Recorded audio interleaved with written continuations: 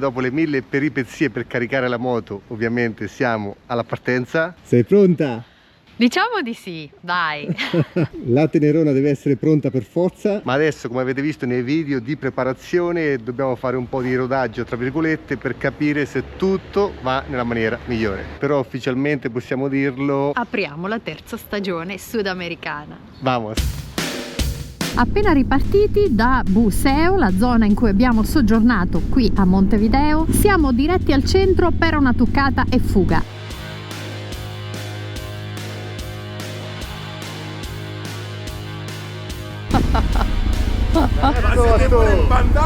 Allora, lo zio, siete pronti? Cioè, noi viviamo a circa 500 km. Sì, vabbè, io sono più in Africa. Più all'altra parte del mondo. Ieri sera una bellissima serata. Lui è venuto a mangiare a scrocco, come si dice. Scrocco, non ho portato nulla. Ah, davvero, ottimo vino! Siamo belli carichi, Fede, perché c'ho l'airbag sulla sacca sopra e quella in teoria non ci dovrebbe essere. Hola. Ancora devo attivarlo. Rafa, guarda che compagneros che ho, Ho sentito Monica e sta a Colonia. Dove sta Colonia? Sta a 300 km da qua. Ci sta aspettando, il pomeriggio ci vediamo con lei. Ieri sera, per colpa tua, Come sei andato a dormire? alle 4. Sono messo lì. Allora mi ha mandato questo su Google Maps. Vediamo su Osman dov'è. Lo provo a fare. Però c'erano altre 1000 Ma tracce. quei due pezini che mi hai mandato, lì proprio se ti vuoi perdere, lì significa proprio stare nel nulla più assoluto, tutto Sì, perché ho visto che da... c'è la strada, sono 150 km mi sembra. Perché altrimenti ti fa fare tutto il Bravissimo. giro così. Così a braccetto siete fantastici. 2000 km. Allora, stanotte mi fumavano le orecchie per tutti i passi. Di che la mi ha verità, detto. di la verità. Ah, se non ci fossi stato tu è una merda totale. No, non è vero, non è vero, perché da solo hai trovato quella deviazione che non è facile trovare quei Che poi pezini. non sai dove va a finire, quello è il problema. È complicata, però tu la puoi fare. Hai la stoffa per farlo. Hai la Per non dire altro. hai la moto, hai tutto per farlo. E Vabbè, noi- la moto si arriva. la moto deve arrivare per Ho fatto forza. 70 euro di spesa oggi. Ho comprato 2 spaghetti, la salsa, il pesto. Hai una cucina qua? No, una cucina. Quando mi ha detto 3500 cazzilli uruguaiani. È pazzesco. Io l'olio, quello lì. L'olio, ho comprato l'olio. Me lo porterò, non lo lascio. Quella terza sacca piccolina, lì solo il cibo, io non lo lascio Sì, mai. no. Non esiste questa cosa qua. Oro. Vamos. Suerte! Hai il bravo Fede. Anche voi, un bacio. Questo era il motivo della nostra deviazione. Ci siamo fermati molto tempo perché abbiamo parlato con un ragazzo che era con Federico, che è venezuelano, abbiamo parlato molto anche del suo paese e dei progetti che ha in mente. In questo momento è diretto in Spagna per un'esperienza musicale, dato che è un musicista e che ha un suo progetto personale. Quindi suerte! Siamo arrivati fino al mare.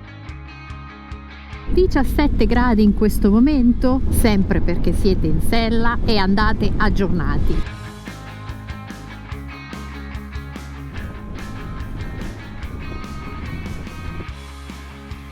Benvenuti alla nuova plancia di comando della Tenerona. Qua vedete la lingua perché ancora lo devo configurare.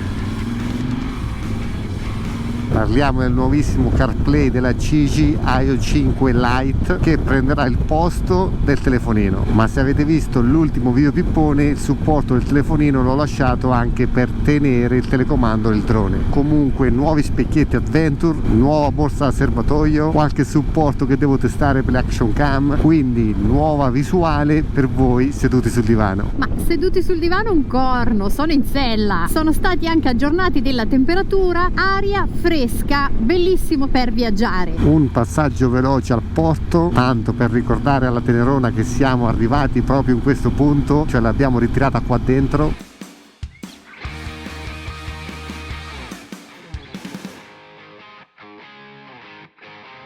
La nostra direzione è ovest, quindi ruta 1, perché oggi vi porteremo a Colonia del Sacramento. E dato che parliamo di strade a scorrimento veloce, ecco un'altra grande novità, come già detto, da utilizzare con molta cautela. Però per la Pampa uruguaiana e la Pampa argentina, dove il traffico, come potete vedere, è praticamente assente e le strade sono tutte dritte, per adesso sembra un ottimo aiuto per la mano destra. Cielo terzo per questo inizio della nuova stagione. Ma è importantissimo nonostante il peso, il tassello, guardate anche la Tenerona.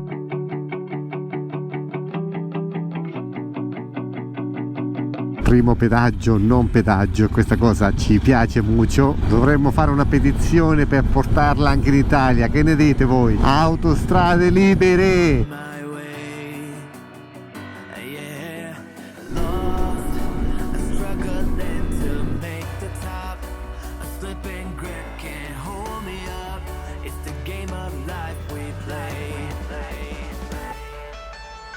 E comunque circa un'ora e 30 che siamo lungo la ruta e questa è la situazione. Posizione stile chopper. Sto testando il cruise control e in questi casi funziona veramente bene. Semplicità di utilizzo, ma soprattutto anche in sicurezza, perché per toglierlo basta che chiudi il gas, al tempo stesso se voi guardate si sgancia. Per rimetterlo è semplicissimo, perché insieme alla manopola del gas giro il cruise e ovviamente lui blocca la manopola nella posizione in cui lasciamo. Ovviamente non essendo un cruise elettronico, in discesa la moto andrà un po' più veloce, in salita se guardate rallenterà, ma per il Sud America va benissimo così. Viva la meccanica! Poi guardate le condizioni in sicurezza, in questo punto il ponte stringe molto la carreggiata. Altro pueblo, Colonia Valdense. Dicono che fu appunto la zona prediletta dai primi immigrati europei che arrivarono qui in Uruguay. Naturalmente questo ha portato a un mix culturale oltre che gastronomico, con produzione di birra e anche cioccolato. Stiamo raggiungendo ora invece le zone termali parallele al Rio de la Plata,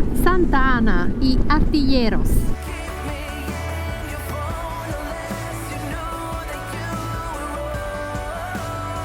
E dopo 2 ore e 30 di strada dritta, bienvenido Colonia Sacramento, considerata praticamente da tutti gli abitanti la città più bella dell'Uruguay. Quindi noi vi ci portiamo La Cancha.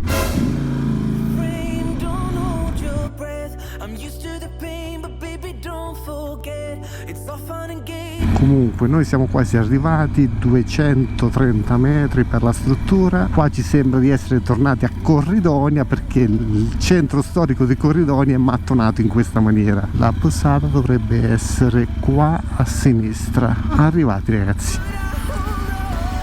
Capelli a parte, vi voglio raccontare un po' la sensazione della partenza, perché questa mattina per sistemare i bagagli è stata un po' lunga, in quanto ogni volta che partiamo ovviamente dobbiamo capire come dislocare il tutto, nel senso che si arriva dall'Italia in aereo con della roba addosso e siccome siamo abbastanza al limite con i bagagli come sempre, con la dimensione dei bagagli, e dato che quest'anno abbiamo anche gli airbag che ora non ci vedete addosso, per trovare lo spazio è stato un po' come, non so se ve lo ricordate, il gioco del Tetris, ma ce l'abbiamo fatta. Tenerona parcheggiata nell'androne della struttura, come potete vedere proprio bordo strada, e per quanto è vecchiotta tutte le persone che passano si fermano ad ammirarla. Praticamente ci hanno fatto la cortesia di poterla parcheggiare all'interno, in quanto l'ingresso della nostra struttura è là in fondo. Adesso in abbigliamento casual andiamo a visitare quella che abbiamo detto e ci hanno detto sia la città più bella dell'Uruguay, e voi ovviamente venite insieme a noi. La tappi è pronta? Ma perché vi abbiamo portato proprio a Colonia del Sacramento? Primo, perché Beppe e Vania non ce lo perdonavano. Avete girato tutto l'Uruguay, l'Argentina e tutto il Cile, non siete andati a Colonia del Sacramento. Secondo motivo è perché questa città ha una storia ricchissima da raccontare. In primis è la città più antica di tutto l'Uruguay, e poi nel 1995 l'UNESCO ha dichiarato il suo centro storico patrimonio dell'umanità. Andiamo ad entrare proprio dal Portón de Campo, Puerta de la Ciudadela. Una volta questa era l'unica entrata per il centro storico, il Barrio Sur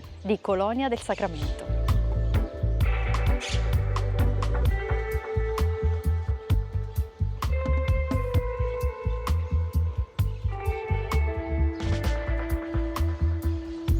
La città infatti fu fondata il 28 gennaio 1680 dai portoghesi e in particolare da Dom Manuel Lobo, governatore di Rio de Janeiro. Là in fondo abbiamo la porta, queste sono tutte le mura che sfociano dall'altra parte nel Rio de la Plata. L'obiettivo dei portoghesi era infatti fronteggiare l'altra potenza imperiale che era al di là del Rio de la Plata, il mare di Colonia del Sacramento, che era la Spagna. Ad onor del vero dobbiamo dobbiamo dire che questa città venne contesa più volte tra portoghesi, spagnoli, tant'è che è origine e ragione di 6 trattati tra le due potenze imperiali.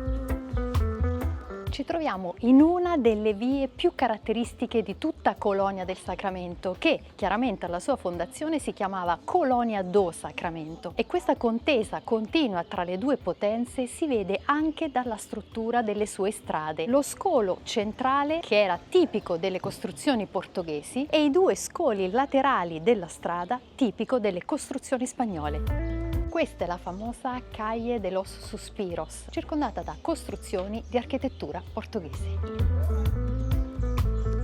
Ci si interroga sulla derivazione del nome Calle de los Suspiros. Alcuni sostengono che, dato che questa era la sede di taverne e bordelli, le prostitute del tempo facessero sospirare gli uomini. E devo ammettere che questa info è molto interessante. Voi cosa ne pensate? Scrivetelo nei commenti. Altri sostengono che quei sospiri fossero quelli dei prigionieri che percorrevano questa strada prima di arrivare al Rio della Plata per essere fucilati. La terza spiegazione deriva proprio dal Rio della Plata, perché per alcuni il vento che si incunea in questa via somiglia proprio a un sospiro. La stessa pianta della città riflette le abitudini portoghesi. Infatti la sua pianta è irregolare, molto diversa da quella che venne imposta invece dagli spagnoli a tutte le proprie colonie del Sud America, e cioè la pianta ortogonale, a scacchiera.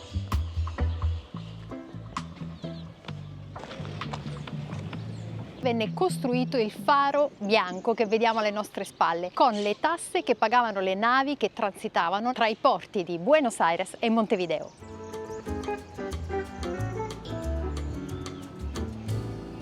Alla mia destra le rovine del convento di San Francisco, che venne costruito nel 1690, a 10 anni dalla fondazione di Colonia, e che ebbe vita per soli 14 anni perché un grave incendio lo distrusse nel 1704. Oggi purtroppo non possiamo salire al faro e vedere tutto il panorama dall'alto perché siamo di martedì. Se voleste venire da queste parti a visitarlo, sapete che lo troverete aperto dal giovedì alla domenica.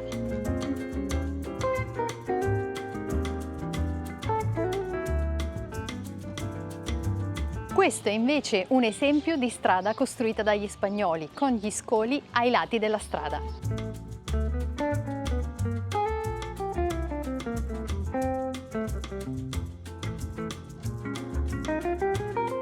E dopo 200 metri siamo a Plaza de Armas.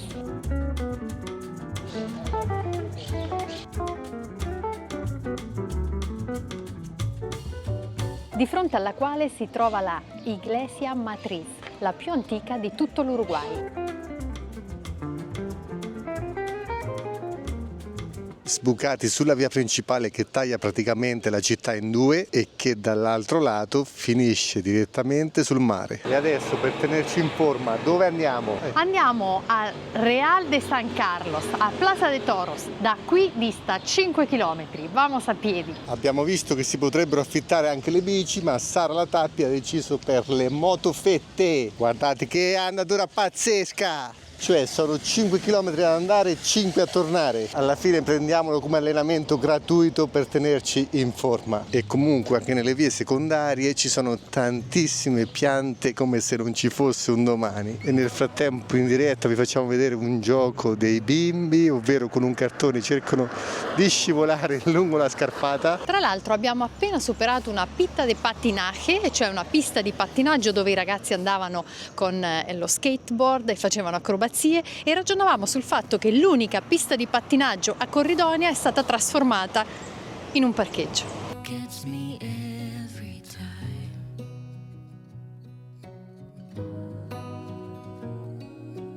E dopo un'ora e 120 gradi di temperatura corporea, totalmente sudati, Siamo Siamo a Real de San Carlos, noto anche come Plaza del Toros, il punto esatto dove gli spagnoli nel 1761 assediarono la roccaforte portoghese. Questo sito fu dichiarato monumento storico nazionale nel 1910, quando fu inaugurato. Le corse dei tori si svolsero per 2 anni fino a quando vennero vietate qui in Uruguay. È rimasto chiuso per tantissimi anni per pericolo crollo, fino a quando nel 2022 è stato ristrutturato e aperto al pubblico. Come al solito noi siamo molto fortunati. Oggi è martedì, i primi 2 giorni della settimana il sito è chiuso. Ma noi siamo pieni di risorse, quindi tutti insieme lo andiamo a vedere dall'alto. Beneath an endless night, the world spins around. You're there, ease my mind. Like stars that never die, you and I will shine during the darkest times. As the leaves change color, I dive into you. When summer's fading, there's nothing to do but Dicono che il sito possa contenere 2.500 spettatori sugli spalti e circa 2.000 nell'arena. Mentre adesso io vi dico che per tornare a Colonia Centro bisogna fare altri 5 km. Sono le 7 del pomeriggio, alle 8 circa dovremmo essere in città, nella Ciudadela. Vamos! L'alternativa sarebbe stata quella di far volare il drone da Colonia Centro fino a qua, in quanto il drone ha 20 km di portata, ma noi dobbiamo prepararci per la cena. E banalissimo spoiler, dopo tutta questa strada, il maiale cosa mangerà? Per condividere questi spaccati di vita, proprio a quest'ora, alle 7:30, tantissima gente si riversa sul lungomare per passeggiate, andare in bici, correre con le carrozzine. Correre con le carrozzine fa morire. Classica scritta a caratteri cubitali che troviamo in tutti i paesi del Sud America.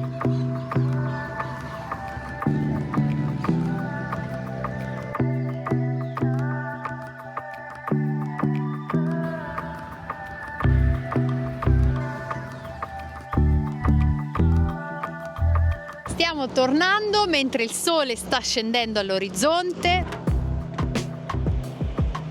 E bisogna riconoscere che la passeggiata è super piacevole. E bisogna ammettere che prima, quando eravamo nel Barrio Sur, c'era anche un buonissimo odore di pesce. Adesso vedremo cosa troveremo, non so, non se.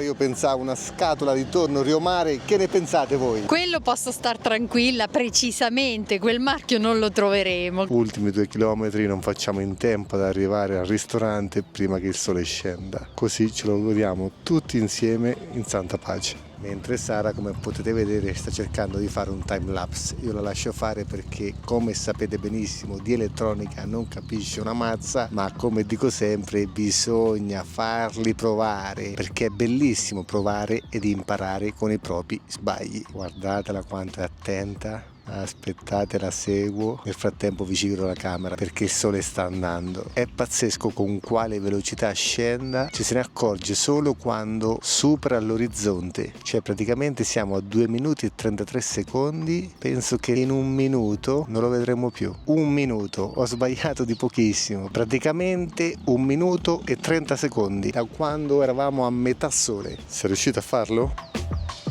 Mi sa di no. Prima prova andata, però va benissimo così. Fiero di te che ci hai provato. Dai, dai. La pista di pattinaggio è ancora frequentata.